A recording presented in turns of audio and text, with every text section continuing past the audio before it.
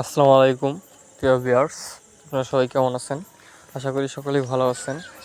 আমি আপনাদেরকে একটি টিন শেড ঘরের রঙের কাজ দেখাবো। এই যে এটা হচ্ছে বাইরের সাইডটা, সামনের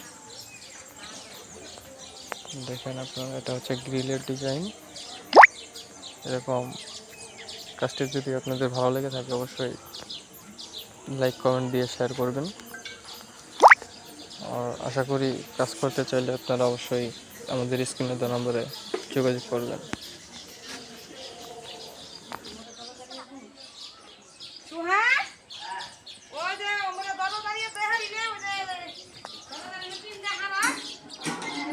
এই যে মিস্ত্রি সাহেব।